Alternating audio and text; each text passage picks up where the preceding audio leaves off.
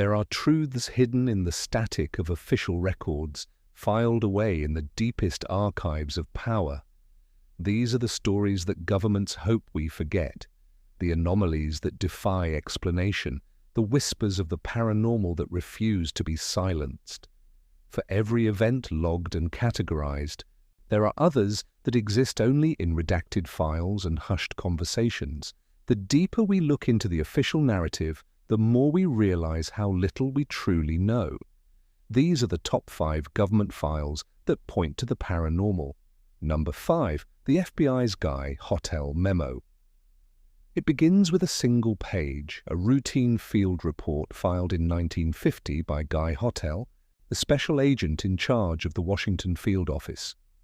The memo was sent to the director of the FBI and speaks of an Air Force investigator's account. It describes the recovery of not 1, but 3 so-called flying saucers in New Mexico. The document claims each was occupied by 3 bodies of human shape, but only 3 feet tall, dressed in metallic cloth. The memo suggests the crafts may have been brought down by high-powered government radar, interfering with their control mechanisms. Though the FBI later downplayed its significance, the memo remains in their public vault, an official, unsettling glimpse into what the government was told and what it chose to file away. Number 4. The Stargate Project. Imagine the US government employing psychics to see across continents, to peer into secret enemy compounds using only the power of their minds. This wasn't science fiction, it was the Stargate Project. From the 1970s until 1995, the CIA and Defense Intelligence Agency spent over $20 million funding research into remote viewing.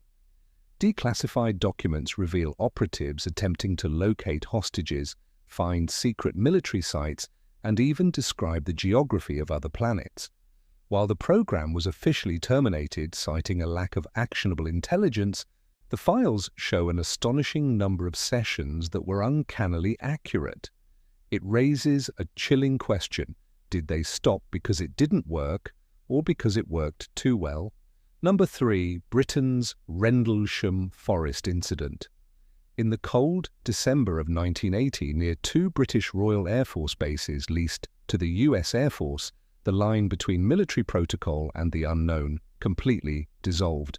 Over several nights, US airmen reported seeing a series of unexplained lights descending into Rendlesham Forest. Security personnel who went to investigate encountered a glowing, metallic object. One of the witnesses, Lieutenant Colonel Charles Holt, even made a real-time audio recording describing strange lights zipping through the trees and beaming down rays of light.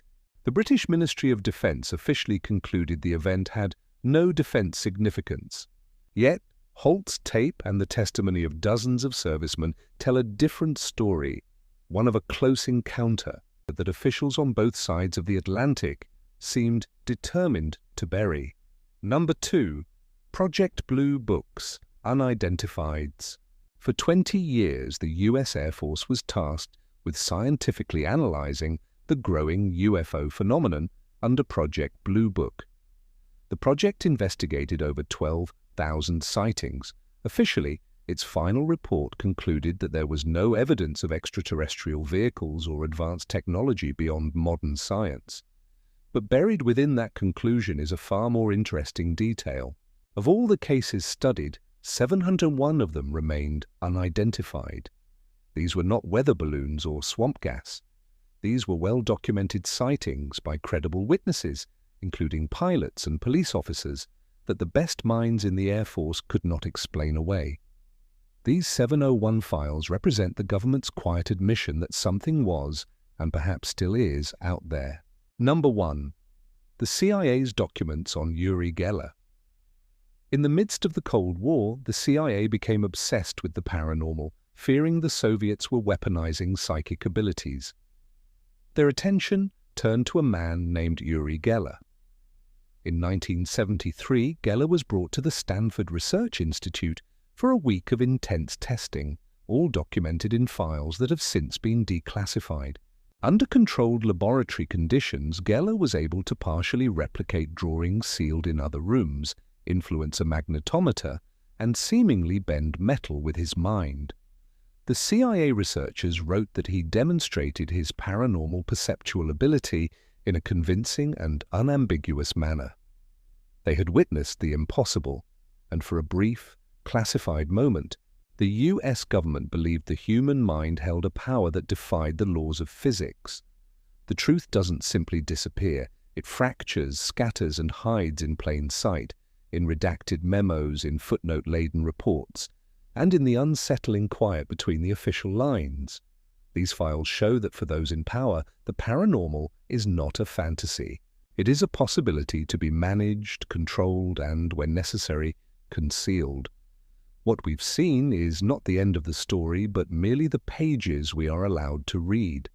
The rest remains in the dark, waiting.